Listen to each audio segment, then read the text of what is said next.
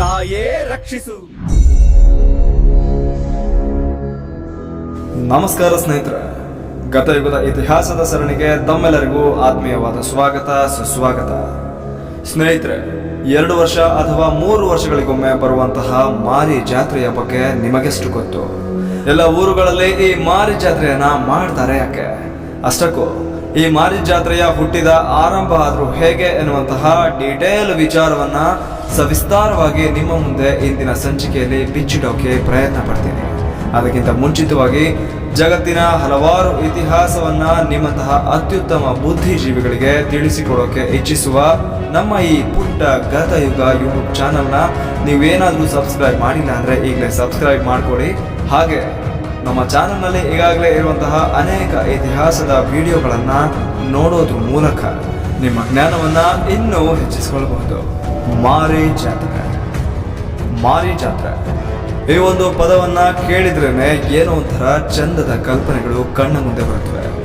ಮಾರಿಗುಡಿಯ ಹತ್ತಿರದಲ್ಲಿ ನಡೆಯುವಂತಹ ಟಗರು ಕಾಳಗ, ಬಲಾಢ್ಯ ದೇಹವುಳ್ಳ ಕುಸ್ತಿಪಟುಗಳ ಅಖಾಡಗಳು, ದೇವರನ್ನ ನೋಡೋಕೆ ಮುಗಿ ಬೀಳುವಂತಹ ಜನರ ತಂಡೋಪತಂಡ ಸಮೂಹಗಳು, ಜಾತ್ರೆಯಲ್ಲಿ ಕಾಣಬಹುದಾದ ಆಟಿಕೆಗಳು, ತಾಯಿಗೆ ಹರಕೆ ಹೊತ್ತು ತಲೆಯ ಮೇಲೆ ಕಪ್ಪು ಮಡಿಕೆ ಹಾಗೂ ಬೇವುಟ್ಟು ತೀರಿಸುವಂತಹ ಹರಕೆಗಳು, ಬಹಳ ಅಚ್ಚುಕಟ್ಟಾಗಿ ಬಹಳನೇ ಸುಂದರವಾಗಿ ಅಲಂಕಾರಗೊಂಡ ರಥದ ಬೀದಿಗಳು, ಚಂದದ ಅಲಂಕಾರ ಮಾಡಿಕೊಂಡು ನೋಡಿದ್ರೆ ನಿಜವಾಗಿಯೂ ಈಗ ತಾನೇ ಬಂದು ಕುಳಿತುಕೊಂಡಿರುವಂತಹ ಭಾಸವಾಗುವಂತಹ ಮಾರಮ್ಮ ತಾಯಿ.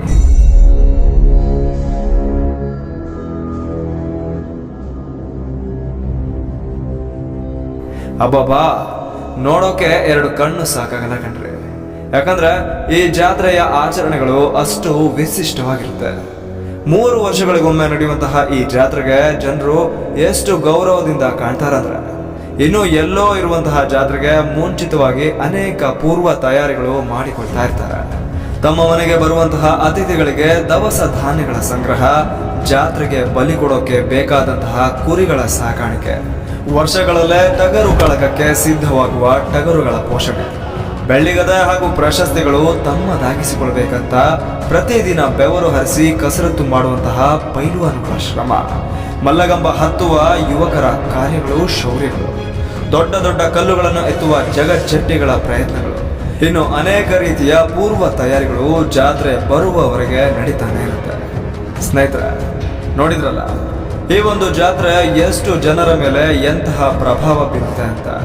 ಇಷ್ಟೆಲ್ಲ ಪ್ರಭಾವ ಬೀರೋದ್ರ ಜೊತೆಗೆ ಎಷ್ಟೋ ಜನರಿಗೆ ಈ ಜಾತ್ರೆ ಮಾಡೋದ್ರಿಂದ ಧನಾತ್ಮಕ ಚಿಂತನೆಗಳು ಕೂಡ ಹೆಚ್ಚಾಗ್ತಾ ಹೋಗುತ್ತೆ. ಇಷ್ಟು ವರ್ಷಗಳು ನಾವು ನೀವು ನೋಡಿದ ನಿಮ್ಮ ಅನುಭವಕ್ಕೆ ಬಂದ ಜಾತ್ರೆಗಳಾದ್ರೆ, ಈ ಒಂದು ಮಾರಿ ಜಾತ್ರೆ ಬೆಳೆದು ಬಂದ ಅಸಲಿ ರೂಪವೇ ಬೇರೆ ಇದೆ. ಹಾಗಿದ್ರೆ ಇನ್ಯಾಕೆ ತಡ ಮಾಡೋದು ಸ್ನೇಹಿತರೆ?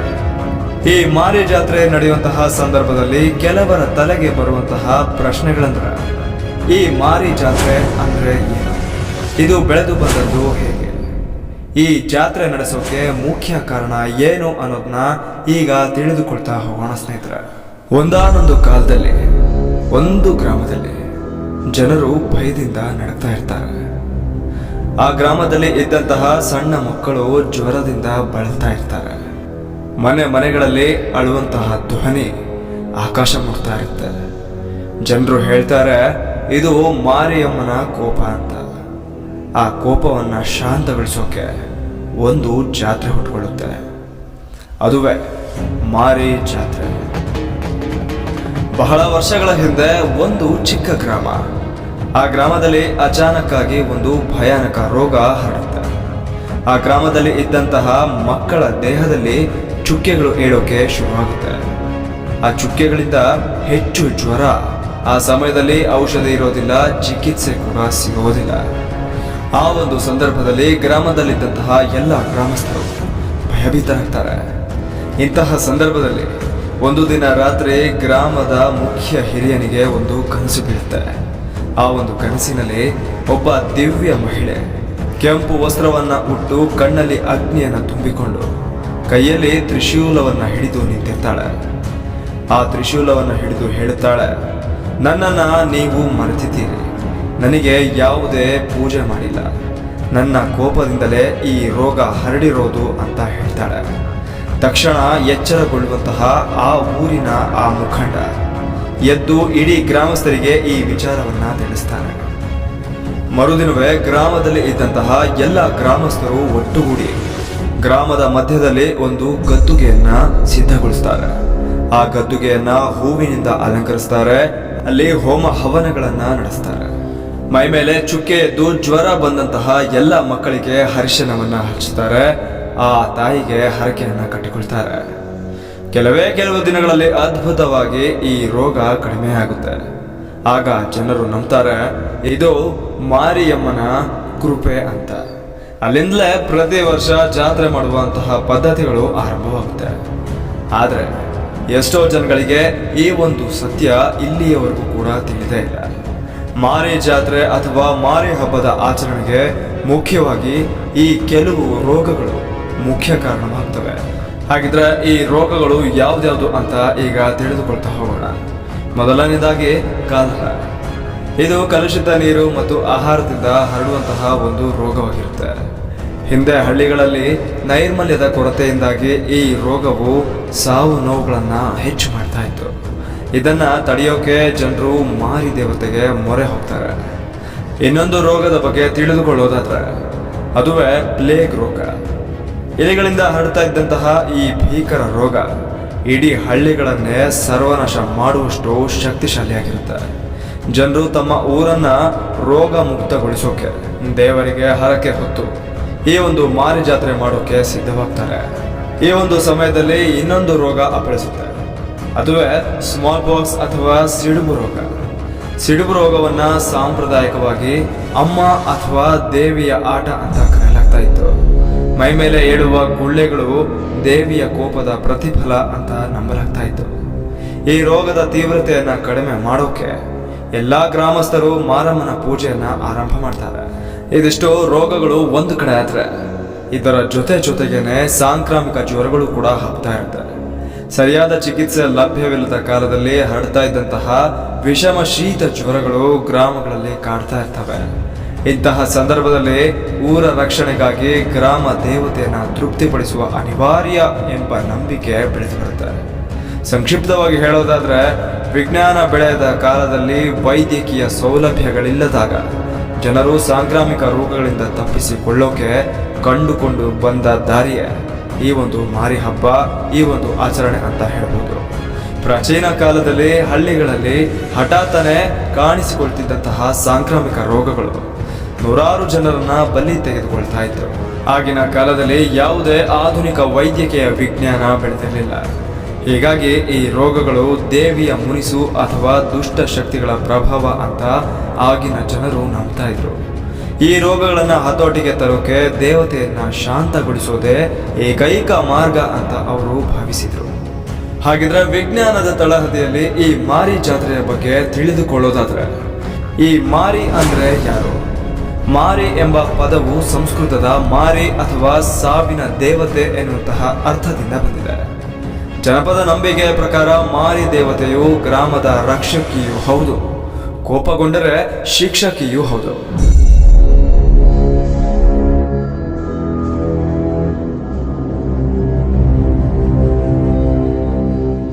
ಕಾಲ್ರ, ಸಿಡುಬು, ಪ್ಲೇಗ್ ರೋಗಗಳನ್ನ ತಡೆದುಕೊಟ್ಟೋಕೆ ಮಾರಮ್ಮ, ಶೀತಲ ದೇವಿ ಅಥವಾ ಗ್ರಾಮ ದೇವತೆಯನ್ನ ಆರಾಧಿಸೋಕೆ ಆಗಿನ ಗ್ರಾಮಸ್ಥರು ಈ ಒಂದು ಆಚರಣೆಯನ್ನ ಶುರು ಮಾಡಿಕೊಳ್ತಾರೆ.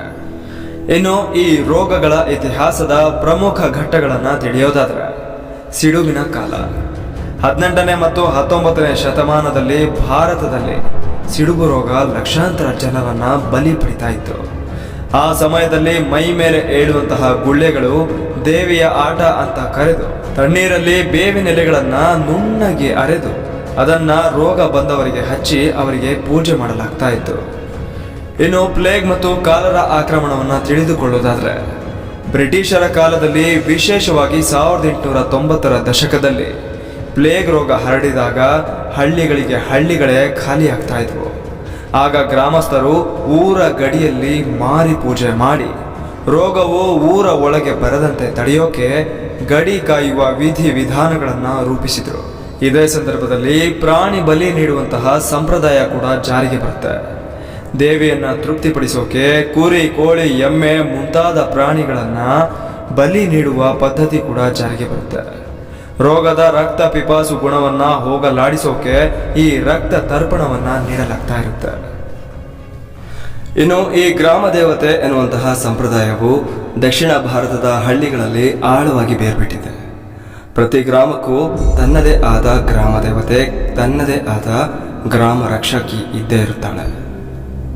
ಕರ್ನಾಟಕದ ಅನೇಕ ಹಳ್ಳಿಗಳಲ್ಲಿ ಆ ರಕ್ಷಕಿಯಾಗಿ ಪೂಜಿಸಲ್ಪಡುವವಳೆ ಈ ಮಾರಮ್ಮ. ಆದರೆ ಜನರ ನಂಬಿಕೆಯ ಪ್ರಕಾರ ಅವಳು ಗ್ರಾಮದ ಹೊರವಲಯದಲ್ಲಿ ನೆಲೆಸಿರ್ತಾಳೆ. ಗ್ರಾಮಕ್ಕೆ ಬರುವಂತಹ ಸಾಂಕ್ರಾಮಿಕ ರೋಗಗಳು, ಈತಿ ಬಾಧೆಗಳು, ಅನಾಹುತಗಳು ಇವೆಲ್ಲವನ್ನ ತಡೆಯುವ ಶಕ್ತಿ ಅವಳದಾಗಿರುತ್ತೆ. ಅವಳನ್ನು ಸಂತೃಪ್ತಗೊಳಿಸಿದರೆ ಶಾಂತಿ, ಅವಳೇನಾದರೂ ಕೋಪಗೊಂಡರೆ ಕಷ್ಟ ಅನ್ನೋದು ಎಲ್ಲ ಗ್ರಾಮಸ್ಥರು ಅರ್ಥ ಮಾಡ್ಕೊಂಡಿರ್ತಾರೆ. ಇನ್ನು ಗ್ರಾಮದಲ್ಲಿ ಪ್ರತಿ ವರ್ಷ ಜಾತ್ರೆ ನಡೀತಾನೆ ಇರುತ್ತೆ. ಮಾರಿಗುಡಿ ಮುಂದೆ ಬೆಂಕಿ ಹಚ್ಚಲಾಗುತ್ತೆ, ತಮಟೆ ಬಾರಿಸಲಾಗುತ್ತೆ. ಆ ತಮಟೆಯ ಸದ್ದಿಗೆ ಗ್ರಾಮಸ್ಥರು ವೃತ್ತಾಕಾರವಾಗಿ ಕುಣಿಯಲಾರಂಭಿಸ್ತಾರೆ. ಹಿಂದಿನ ಕಾಲದಲ್ಲಿ ಕುರಿ, ಕೋಳಿ, ಕೋಣ ಬಲಿ ಕೊಡುವ ಪದ್ಧತಿ ಇತ್ತು. ಇದು ದೇವಿಯನ್ನ ಪ್ರಸನ್ನಳಾಗಿಸೋಕೆ ಮಾಡುವಂತಹ ಒಂದು ಸಂಪ್ರದಾಯವಾಗಿರುತ್ತೆ. ಆದರೆ ಇತ್ತೀಚಿನ ಕಾಲದಲ್ಲಿ ಕಾನೂನು ಬದಲಾವಣೆಗಳಿಂದ ಈ ಪದ್ಧತಿ ಸ್ವಲ್ಪ ಮಟ್ಟದಲ್ಲಿ ಕಡಿಮೆಯಾಗಿದೆ. ಆದರೆ ಭಕ್ತಿ ಮಾತ್ರ ಯಾವುದೇ ರೀತಿಯಲ್ಲೂ ಕಡಿಮೆಯಾಗಿಲ್ಲ. ಇನ್ನು ಮಾರಮ್ಮನಿಗೆ ಅನೇಕ ರೂಪಗಳಿವೆ. ಯಾಕಂದರೆ ಮಾರಮ್ಮ ಒಂದೇ ರೂಪದಲ್ಲಿಲ್ಲ. ಉದಾಹರಣೆಗೆ ಹೇಳಬೇಕಂದ್ರೆ ಉರಿ ಮಾರಿ, ಊರು ಮಾರಿ, ಮೂಗು ಮಾರಿ, ದೊಡ್ಡ ಮಾರಿ, ಒಳ್ಳೆ ಮಾರಿ, ದೊಂಬರ ಮಾರಿ. ಪ್ರತಿ ರೂಪವೂ ಒಂದೊಂದು ಕಥೆಯನ್ನು ಹೇಳುತ್ತೆ. ಉತ್ತರ ಕರ್ನಾಟಕದಲ್ಲಿ ಹುಲಿಗೆವ್ವ ಎಂಬ ಹೆಸರಿನಲ್ಲಿಯೂ ಕೂಡ ಈ ಶಕ್ತಿ ದೇವತೆ ಪೂಜಿಸಲ್ಪಡ್ತಾಳೆ. ಇನ್ನು ಈ ಮಾರಿ ಎನ್ನುವಂತಹ ಪದದ ಅರ್ಥವನ್ನು ನಾವೇನಾದರೂ ಆಳವಾಗಿ ತಿಳಿಯ ಬಯಸಿದರೆ, ಈ ಮಾರಿ ಎನ್ನುವಂತಹ ಪದದ ಮೂಲದ ಬಗ್ಗೆ ಹಲವು ಅಭಿಪ್ರಾಯಗಳಿವೆ. ಕೆಲವರು ಹೇಳುವ ಪ್ರಕಾರ ಅದು ಮಹೇಶ್ವರಿ ಎನ್ನುವಂತಹ ಪದದಿಂದ ಬಂದಿರಬಹುದು. ಇನ್ನೊಬ್ಬರ ಅಭಿಪ್ರಾಯದಂತೆ ಮಹಿಷಾಸುರನನ್ನು ಸಂಹರಿಸಿದ ಚಾಮುಂಡೇಶ್ವರಿ ದೇವಿಯ ಶಕ್ತಿ ರೂಪವೇ ಈ ಮಾರಿಯಾಗಿದೆ. ಇನ್ನು ಜನಪದ ಕಥೆಗಳು ಹೇಳೋದೇನೆಂದರೆ, ಮರದೇವತೆ ಅಥವಾ ಮರಮ್ಮ ಎಂಬ ಪದದಿಂದ ಮಾರಮ್ಮ ಎಂಬ ಹೆಸರು ಬಂದಿರಬಹುದು ಅಂತ ಹೇಳ್ತಾರೆ. ಆದರೆ ಇದು ಕೇವಲ ಪದದ ವ್ಯಾಖ್ಯಾನವಲ್ಲ, ಈ ಬದಲಿಗೆ ಇದು ಒಂದು ಸಂಸ್ಕೃತಿಯ ಪಯಣ ಅಂತ ಹೇಳ್ಬೋದು.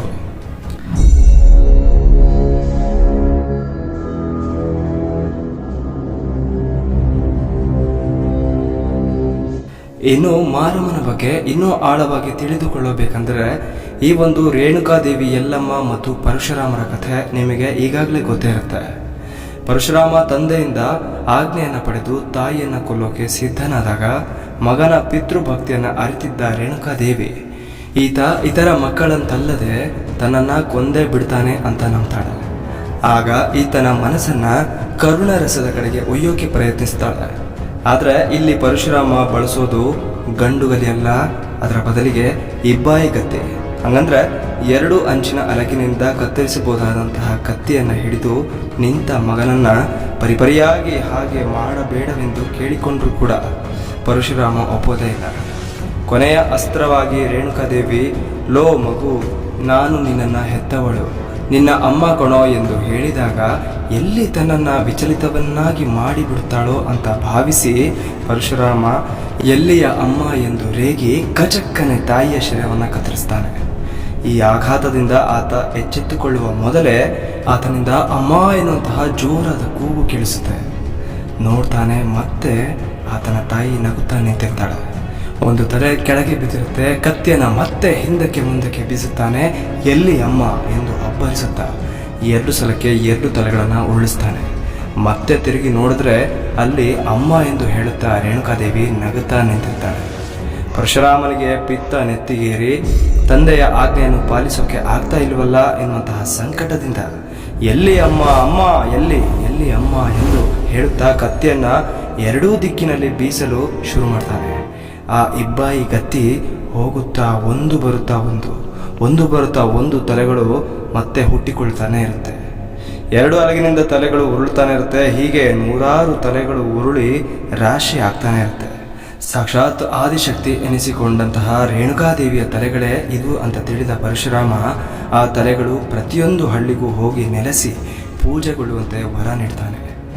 ತಲೆಗಳೇ ಇಂದು ಎಲ್ಲೆಲ್ಲೋ ಪೂಜೆಗೊಳ್ಳುತ್ತಿರುವಂತಹ ಈ ಮಾರಮ್ಮ ಎಂಬ ಅಭಿಧಾನಿ ಪಡೆದ ಗ್ರಾಮ ದೇವತೆಗಳು ಅಂತ ಹೇಳ್ಬೋದು. ಮಾರಮ್ಮನ ಇನ್ನೊಂದು ಕಥೆಯನ್ನು ಕೇಳೋದಾದರೆ, ಬ್ರಾಹ್ಮಣ ಕನ್ಯೆಯಾದ ಮಾರಮ್ಮ ಮೋಸ ಹೋಗಿ ಕೀಳು ಜಾತಿಯವನೊಬ್ಬನನ್ನು ಮದುವೆಯಾಗಿ ನಿಜ ಸಂಗತಿ ತಿಳಿದಾಗ ಗಂಡನನ್ನು ಹೊರ ಹಾಕಿದಳು ಎನ್ನುವಂತಹ ಒಂದು ಕಥೆ ಹೀಗಿದೆ. ಕೆರೆ ಏರಿ ಮೇಲೆ ಹೊಂಗೆ ಮರ ಹತ್ತಿ ಕುಳಿತಿದ್ದಂತಹ ತಲಪಟ್ಟರಾಯ ಎನ್ನುವಂತಹ ಅಸ್ಪೃಶ್ಯ ಹೈದನೊಬ್ಬ ನೀರು ಕುಡಿಯೋಕೆ ಬರ್ತಾನೆ. ಹಾರವರ ಮಗಳು ಮಾರಮ್ಮನನ್ನು ಕಂಡು ಅಲ್ಲಿ ಮೋಹಿತನಾಗ್ತಾನೆ. ಏನಾದರೂ ಮಾಡಿ ಈ ಮಾರಮ್ಮನನ್ನು ಮದುವೆ ಆಗಲೇಬೇಕು ಅಂತ ಅವತ್ತೇ ಮನಸ್ಸನ್ನು ಮಾಡ್ತಾನೆ. ಆ ಹೈದ ನಡೆ ನುಡಿಯಲ್ಲಿ ಬ್ರಾಹ್ಮಣಿಕೆಯನ್ನು ಕಲ್ತ್ಕೊಳ್ತಾನೆ. ಮಾರಮ್ಮನ ತಂದೆಯನ್ನು ಹೇಗೋ ಮರಳು ಮಾಡಿ ಮದುವೆಗೂ ಕೂಡ ಒಪ್ಪಿಸ್ತಾನೆ. ನಂತರದಲ್ಲಿ ಮಾರಮ್ಮನಿಗೂ ಮತ್ತು ತಲಪಟ್ಟರಾಯನಿಗೆ ಮದುವೆ ಆಗುತ್ತೆ. ನಂತರದ ದಿನಗಳಲ್ಲಿ ಮಾರಮ್ಮ ದಿನಕ್ಕೊಂದು ತರಹೇವಾರಿ ಅಡುಗೆಯನ್ನು ಮಾಡಿ ತಲಪಟ್ಟರಾಯನಿಗೆ ಉಣಬಡಿಸ್ತಾ ಇರ್ತಾಳೆ. ಆದರೆ ಒಂದು ದಿನ ಮಾರಮ್ಮ ನಾಮದಲಿಗೆ ಅನ್ನುವಂತಹ ಒಂದು ಸಿಹಿ ತಿಂಡಿಯನ್ನು ಮಾಡಿ ಆತನ ಗಂಡ ತಲಪಟ್ಟರಾಯನಿಗೆ ಕೊಡ್ತಾಳೆ. ಆಗ ತಲಪಟ್ಟರಾಯ ಇದು ಎಂಥ ತಿಂಡಿ ಎಂದು ಕೇಳ್ತಾನೆ. ಆಗ ಮಾರಮ್ಮ ನಾಮದಲಿಗೆ ಅಂತ ಹೇಳ್ತಾಳೆ. ಆಗ ತಲಪಟ್ಟರಾಯ ಹೇಳ್ತಾನೆ, ಇದನ್ನು ತಿಂದರೆ ಕೋಣಂದು ನಾಲ್ಗೆ ತಿಂದಂಗಾಗತ್ತಾ ಅಂತ ಪ್ರಶ್ನೆ ಹಾಕ್ತಾನೆ. ಆಗ ಮಾರಮ್ಮನಿಗೆ ಸಂಶಯ ಬರುತ್ತೆ. ಈತ ಬ್ರಾಹ್ಮಣ ಹೌದೋ ಅಲ್ವೋ ಎನ್ನುವಂತಹ ಸಂಶಯ ಜೋರಾಗಿ ಮೂಡುತ್ತೆ. ಆಗ ಮಾರಮ್ಮ ಒಂದು ಉಪಾಯ ಮಾಡ್ತಾಳೆ. ತಲಪಟ್ಟರಾಯನ ಕೈಯಲ್ಲಿ ಒಂದಿಷ್ಟು ದುಡ್ಡು ಕೊಟ್ಬಿಟ್ಟು ಅದರಲ್ಲಿ ಎಲೆ, ಕಾಳು, ಹೂವು, ಎಣ್ಣೆ, ಸೌದೆ ತಗೊಂಡು ಬಾ ಅಂತ ಹೇಳ್ತಾಳೆ. ಆದರೆ ಅದು ಅವನಿಂದ ಸಾಧ್ಯವಾಗಲ್ಲ. ಆಗ ಆಕೆ ನೀನು ಬ್ರಾಹ್ಮಣನೇ ಅಲ್ಲ ಅಂತ ಹೇಳ್ತಾಳೆ. ಅವನು ಹೇಗೆ ಅಂತ ಪ್ರಶ್ನೆ ಕೇಳ್ತಾನೆ. ನೀನು ಬ್ರಾಹ್ಮಣನೇ ಆಗಿದ್ರೆ ಈ ಎಲ್ಲ ವಸ್ತುಗಳಿರುವಂತಹ ಒಂದೇ ಒಂದು ಎಳ್ಳಿನ ಗಿಡವನ್ನು ತರ್ತಾ ಇದ್ದೆ, ಹಾಗಾಗಿ ನೀನು ಬ್ರಾಹ್ಮಣನಲ್ಲ ಅಂತ ಇಲ್ಲೇ ಗೊತ್ತಾಗುತ್ತೆ ಅಂತ ಹೇಳ್ತಾಳೆ. ಅಲ್ಲಿಂದ ನೀನು ಮನೆಯೊಳಗೆ ಬರಬೇಡ ಅಂತ ಅವನನ್ನು ಹೊರಗೆ ಹಾಕಿ ಕದವನ್ನು ಹಾಕ್ತಾಳೆ. ನಂತರದಲ್ಲಿ ಎಷ್ಟೇ ಹೊತ್ತು ಕಾದರೂ ಕೂಡ ಮಾರಮ್ಮ ಬಾಗಿಲನ್ನು ತೆಗೆದೇ ಇಲ್ಲ. ಇದರಿಂದ ಸಿಟ್ಟಾಗುವಂತಹ ತಲಪಟ್ಟರಾಯ ಎಮ್ಮೆ, ಕುರಿ, ಕೋಳಿ, ದನ ಎಲ್ಲವನ್ನ ಹಿಡಿದು ತಂದು ಬಾಗಿಲ ಮುಂದೆ ಕೊಚ್ಚಿ ಕೊಚ್ಚಿ ಬಿಸಾಡ್ತಾ ಇರ್ತಾನೆ. ಈತ ಏನು ಮಾಡ್ತಿದ್ದಾನೆ ಅಂತ ಬಾಗಿಲು ತೆಗೆಯುವಂತಹ ಮಾರಮ್ಮನಿಗೆ ಕೋಣ ಕಡಿಯುವ ವೇಳೆಗೆ ಹಾರಿದ ರಕ್ತ ಹಣೆಗೆ ತಗಲುತ್ತೆ. ಆಗ ಕೋಪಗೊಂಡ ಮಾರಮ್ಮ ನೀನು ಕಲ್ಲಾಗಿ ಹೋಗು ಅಂತ ಶಾಪವನ್ನು ನೀಡ್ತಾಳೆ. ನೀವು ಮಾರಮ್ಮನ ಗುಡಿಯ ಮುಂದೆ ಒಂದು ಮೋಟಾದ ಒಂದು ಕಲ್ಲು ಕಂಬವನ್ನು ಕಾಣಬಹುದು. ಇದನ್ನು ಬಿಸಿಲು ಮಾರಿ ಅಂತಲೂ ಕರೀತಾರೆ. ಮಾರಿ ಗುಡಿಯ ಮುಂದೆ ಪ್ರಾಣಿಗಳನ್ನು ಬಲಿ ಕೊಡುವ ಜನ ಆ ಕಂಬದ ನೆತ್ತಿಗೆ ಎಣ್ಣೆ ಸುರಿಯೋದನ್ನು ನೀವು ನೋಡಿರಬಹುದು. ಮಾರಮ್ಮನಿಗೆ ಗಂಡ ಇಲ್ಲ, ತಲಪಟ್ಟರಾಯನಿಗೆ ಹೆಂಡತಿ ಇಲ್ಲ ಎನ್ನುವಂತಹ ಗಾದೆ ಮಾತು ಕೂಡ ನೀವು ಕೇಳಿರಬಹುದು. ಇಂದಿಗೂ ಕೂಡ ಆ ಮಾರಿ ಗುಡಿ ಮುಂದೆ ಕಾಣುವಂತಹ ಆ ಕಲ್ಲು ಕಂಬ ಆ ಕಥೆಯ ನೆನಪನ್ನು ಮಾಡುತ್ತೆ. ಇನ್ನು ಮಾರಮ್ಮನನ್ನ ಮಕ್ಕಳ ತಾಯಿ ಮಾರಮ್ಮ ಅಂತಲೂ ಕರೀತಾರೆ. ಮಕ್ಕಳಿಗೆ ಸಿಡುಬು, ದಡಾರ ಮೊದಲಾದ ರೋಗಗಳು ಬಾರದಿರಲಿ ಅಂತ ತಂಪು ಕೊಡುವ ಪದ್ಧತಿ ಆಗ ಇತ್ತು. ಬೇವಿನ ಸೊಪ್ಪು, ಅರಿಶಿನ, ಕುಂಕುಮ, ಎಳನೀರು ಇವುಗಳಿಂದ ಪೂಜೆ ಮಾಡಲಾಗ್ತಾ ಇತ್ತು. ಮಕ್ಕಳು ಗುಣವಾದ ನಂತರ ಕಣ್ಣಿನ ಆಕಾರದ ಬೆಳ್ಳಿ ತಗಡು ಅರ್ಪಿಸುವ ಪದ್ಧತಿ ಈಗಲೂ ಕೂಡ ಇದೆ. ಇದು ಭಕ್ತಿ ಮತ್ತು ಆರೋಗ್ಯದ ನಡುವೆ ಇರುವಂತಹ ಒಂದು ಸಾಂಸ್ಕೃತಿಕ ಸೇತುವೆ ಅಂತ ಹೇಳ್ಬೋದು. ಇನ್ನು ಸತ್ಯಮಂಗಲ ಪ್ರದೇಶದಿಂದ ಕೆಲವು ಕುಟುಂಬಗಳು ಪುಟ್ಟ ಗುಡಿಯಲ್ಲಿ ಮಾರಮ್ಮನನ್ನ ಹೊತ್ತುಕೊಂಡು ಊರು ತಿರುಗುತ್ತೆ. ಮಕ್ಕಳ ತಾಯಿ ಮಾರಮ್ಮ ಬಂದಿದ್ದಾಳೆ ಅಂತ ಹೇಳುತ್ತಾ ಧಾನ್ಯ, ಉಪ್ಪು, ಹಣವನ್ನು ಸ್ವೀಕರಿಸ್ತಾರೆ. ಅವರು ಸಂಗ್ರಹಿಸಿದ ಧಾನ್ಯದಿಂದ ಬದುಕಿ ನಂತರ ಮೂಲ ದೇವರಿಗೆ ಉಳಿದೆಲ್ಲವನ್ನ ಅರ್ಪಿಸುತ್ತಾರೆ. ಇದನ್ನ ಊರು ಮಾರಿ ಪರಂಪರೆ ಅಂತ ಹೇಳಲಾಗುತ್ತೆ. ಇನ್ನು ಜಾತ್ರೆಯ ಆಚರಣಾ ಕ್ರಮಗಳನ್ನು ತಿಳಿದುಕೊಳ್ಳೋದಾದ್ರೆ, ಮಾರಿ ಜಾತ್ರೆಯು ಕೇವಲ ಪೂಜೆ ಅಲ್ಲ, ಅದೊಂದು ಸಾಮಾಜಿಕ ಶಿಸ್ತು. ಅದರಲ್ಲಿ ಮೊದಲನೆಯ ಅಂಶವೆಂದರೆ ಅದು ಗಡಿ ಕಟ್ಟೋದು. ಊರಿನ ಸುತ್ತಲೂ ರೋಗ ಹರಡದಂತೆ ಸಾಂಕೇತವಾಗಿ ಗಡಿ ಕಟ್ಟಲಾಗ್ತಾ ಇತ್ತು. ಮತ್ತೊಂದನೆಯ ಅಂಶವೆಂದರೆ ಅದು ಶುದ್ಧೀಕರಣ. ಮನೆಯ ಶುದ್ಧೀಕರಣದ ಬಗ್ಗೆ ಗಮನ ಹರಿಸದೇ ಇದ್ದಂತಹ ಗ್ರಾಮಸ್ಥರು ಮನೆಗಳನ್ನ ಸುಣ್ಣ ಬಣ್ಣಗಳಿಂದ ತೊಳೆದು ಬೇವಿನ ಸೊಪ್ಪಿನಿಂದ ತೋರಣ ಕಟ್ಟಿ ನೈಸರ್ಗಿಕ ವಿರೋಧಕವಾಗಿ ಶುದ್ಧೀಕರಣದೆಡೆಗೆ ಸಾಗಿದ್ರು. ಇನ್ನೊಂದು ಅಂಶವೆಂದರೆ ಅದೇ ದೇವಿಯ ಮೆರವಣಿಗೆ. ಮರದ ವಿಗ್ರಹ ಅಥವಾ ಕಲ್ಲಿನ ಮೂರ್ತಿಯನ್ನು ಅಲಂಕರಿಸಿ ಇಡೀ ಊರಿನ ತುಂಬ ಮೆರವಣಿಗೆ ಮಾಡಿ ಊರಿನ ಹೊರವಲಯಕ್ಕೆ ಕಳಿಸಿಕೊಡಲಾಗ್ತಾ ಇತ್ತು. ಇದರ ಅರ್ಥ ರೋಗವನ್ನ ಊರಿನಿಂದ ಹೊರ ಹಾಕುವ ಸಂಕೇತವಾಗಿತ್ತು. ಆದರೆ ಇಂದಿನ ಬದಲಾದ ಕಾಲಘಟ್ಟ ಇಂದು ವೈದ್ಯಕೀಯ ವಿಜ್ಞಾನವು ಈ ಎಲ್ಲ ರೋಗಗಳಿಗೆ ಲಸಿಕೆಯನ್ನು ಕಂಡುಹಿಡಿದಿದೆ. ಸಿಡುಬು ಮತ್ತು ಪ್ಲೇಗ್ ಈಗ ಬಹುತೇಕ ನಿರ್ಮೂಲನೆಯಾಗಿದೆ. ಆದರೂ ಜನರು ತಮ್ಮ ಪೂರ್ವಜರ ಸಂಪ್ರದಾಯವನ್ನ ಮುಂದುವರಿಸ್ತಾ ಊರಿನ ಕ್ಷೇಮಕ್ಕಾಗಿ ಮತ್ತು ಕೃತಜ್ಞತೆ ಸಲ್ಲಿಸಲು ಇಂದಿಗೂ ಕೂಡ ಮಾರಿ ಜಾತ್ರೆಗಳನ್ನ ಅದ್ಧೂರಿಯಾಗಿ ಆಚರಣೆ ಮಾಡ್ತಾ ಇದ್ದಾರೆ. ಗಮನಾರ್ಹ ಅಂಶ ಅಂದ್ರೆ ಮಾರಿ ಹಬ್ಬವು ಕೇವಲ ಮೂಢನಂಬಿಕೆಯಲ್ಲ, ಅದು ಸಂಕಷ್ಟದ ಸಮಯದಲ್ಲಿ ಹಳ್ಳಿಯ ಜನರು ಒಗ್ಗಟ್ಟಾಗಿ ಭಯವನ್ನ ಎದುರಿಸಲು ಕಂಡುಕೊಂಡ ಮಾನಸಿಕ ಧೈರ್ಯದ ಒಂದು ಮಾರ್ಗವಾಗಿತ್ತು. ಇನ್ನು ಕೆಲವು ಗ್ರಾಮಗಳಲ್ಲಿ ಬರಗಾಲದಲ್ಲಿ ಬೆಂದೆದ್ದು ಹೋದಂತಹ ಗ್ರಾಮಸ್ಥರಿಗೆ ಮಳೆಯ ಬರುವಿಕೆಗಾಗಿ ಈ ಮಾರಿ ಜಾತ್ರೆಯನ್ನ ಹಮ್ಮಿಕೊಳ್ಳಲಾಗ್ತಾ ಇತ್ತು. ಆ ಒಂದು ಜಾತ್ರೆಯಲ್ಲಿ ಅಗ್ನಿಕುಂಡವನ್ನ ದಾಡ್ತಾ ಇದ್ರು, ಕರಗವನ್ನು ಹೊರತಾ ಇದ್ರು, ಡೊಳ್ಳು ಕುಣಿತಕ್ಕೆ ಇಡೀ ಗ್ರಾಮಸ್ಥರು ತಮ್ಮ ಹೆಜ್ಜೆ ಹಾಕ್ತಾ ಇದ್ರು. ಇದೆಲ್ಲವನ್ನು ಹಮ್ಮಿಕೊಳ್ಳುತ್ತಿದ್ದ ಕಾರಣ ದೇವಿಯನ್ನ ಸಂತೋಷಪಡಿಸುವ ಕಾರಣದಿಂದಾಗಿ. ಇದೆಲ್ಲವನ್ನ ಮಾಡಿ ಆದ ಮೇಲೆ ಗ್ರಾಮದಲ್ಲೇನಾದ್ರೂ ಮಳೆ ಆದ್ರೆ ಎಲ್ಲಾ ಗ್ರಾಮಸ್ಥರು ತುಂಬಾನೇ ಖುಷಿ ಪಡ್ತಾ ಇದ್ರು. ಆಗ ಅವರು ಹೇಳ್ತಾ ಇದ್ದಿದ್ದು, ಮಾರಿಯಮ್ಮನ ಆಶೀರ್ವಾದ ನಮಗೆಲ್ಲರಿಗೂ ದೊರಕಿದೆ ಅಂತ. ಆದರೆ ಇಂದಿಗೂ ಕೂಡ ಈ ಜಾತ್ರೆಯು ಅನೇಕ ಮಹತ್ವಗಳನ್ನು ಹೊಂದಿದೆ. ಇಂದಿಗೂ ಕೂಡ ಮಾರಿ ಜಾತ್ರೆ ಅಂದ್ರೆ ಗ್ರಾಮಸ್ಥರನ್ನ ಒಟ್ಟುಗೂಡಿಸುತ್ತೆ, ಸ್ಥಳೀಯ ಕಲೆಗಳನ್ನು ಉಳಿಸುತ್ತೆ, ಆರ್ಥಿಕ ಚಟುವಟಿಕೆಗಳನ್ನು ಹೆಚ್ಚಿಸುತ್ತೆ. ಇದು ಕೇವಲ ಧಾರ್ಮಿಕ ಹಬ್ಬವಲ್ಲ, ಬದಲಿಗೆ ಇದು ಒಂದು ಸಂಸ್ಕೃತಿ, ಇದು ಒಂದು ನಂಬಿಕೆ, ಇದು ಒಂದು ಒಗ್ಗಟ್ಟಿನ ಸಂಕೇತ. ಈ ಮಾರಿ ಜಾತ್ರೆ ರೋಗದಿಂದ ಹುಟ್ಟಿದ ಒಂದು ಸಂಪ್ರದಾಯ, ಭಯದಿಂದ ಆರಂಭವಾದ ಒಂದು ಹಬ್ಬ. ಆದರೆ ಇಂದಿಗೆ ಅದು ನಮ್ಮ ಸಂಸ್ಕೃತಿಯ ಒಂದು ಭಾಗವಾಗಿದೆ. ಇಂದಿಗೂ ಕೂಡ ಕರ್ನಾಟಕದಲ್ಲಿ ಶಿವಮೊಗ್ಗ, ಶಿರಸಿ, ಸಾಗರ, ದಾವಣಗೆರೆ ಇನ್ನು ಮುಂತಾದ ಜಿಲ್ಲೆಗಳಲ್ಲಿ ಅಷ್ಟೇ ಅಲ್ಲದೆ ಅನೇಕ ಗ್ರಾಮಗಳಲ್ಲೂ ಕೂಡ ಈ ಮಾರಿ ಜಾತ್ರೆಯನ್ನ ತುಂಬಾನೇ ವಿಜೃಂಭಣೆಯಿಂದ ಸಂತಸ ತುಂಬಿಕೊಂಡು ವಿಶಿಷ್ಟ ರೀತಿಯಲ್ಲಿ ಮಾಡಲಾಗುತ್ತದೆ. ಈ ಮಾರಿ ಜಾತ್ರೆ ಅಂದು ಭಯವನ್ನ ಮುಕ್ತಿಗೊಳಿಸೋಕೆ ಆರಂಭವಾದ ಹಬ್ಬವಾಗಿರಬಹುದು. ಆದರೆ ಇಂದು ಅದು ಭಕ್ತಿ ಮತ್ತು ಸಂಸ್ಕೃತಿಯ ಮಹೋತ್ಸವವಾಗಿದೆ. ಇಂದು ಇದಿಷ್ಟು ನಾವು ನಿಮಗೆ ತಿಳಿಸ ಹೊರಟ ಮಾರಿ ಜಾತ್ರೆಯ ಒಂದು ಸಣ್ಣ ಇತಿಹಾಸ. ಹಾಗಿದ್ರೆ ನಿಮ್ಮ ಊರಿನಲ್ಲಿ ಮಾರಿ ಜಾತ್ರೆ ಮಾಡ್ತಾರ? ಅದು ಹೇಗೆ ನಡೆಯುತ್ತೆ ಅಂತ ನಮಗೆ ಕಮೆಂಟ್ ಮಾಡಿ ತಿಳಿಸಿ. ಹಾಗೆ ನಿಮಗೆ ಯಾವುದಾದ್ರೂ ವಿಷಯದ ಇತಿಹಾಸದ ವಿಡಿಯೋ ಬೇಕಿದ್ರೆ ಅದನ್ನು ನಮಗೆ ಕಮೆಂಟ್ ಮಾಡಿ ತಿಳಿಸಿ. ಹಾಗೆ ಈ ವಿಡಿಯೋಗೆ ಒಂದು ಲೈಕ್ ಕೊಟ್ಟು ನಮ್ಮ ಚಾನಲ್ನ ಸಬ್ಸ್ಕ್ರೈಬ್ ಮಾಡೋದನ್ನ ಮರಿಬೇಡಿ ಸ್ನೇಹಿತರೆ. ಮುಂಬರುವ ಸಂಚಿಕೆಯಲ್ಲಿ ಮತ್ತೊಂದು ಇಂಟ್ರೆಸ್ಟಿಂಗ್ ಸ್ಟೋರಿಯೊಂದಿಗೆ ನಿಮ್ಮ ಮುಂದೆ ಬರ್ತೀನಿ. ಅಲ್ಲಿವರೆಗೂ ಟೇಕ್ ಕೇರ್, ಬೈ ಬಾಯ್.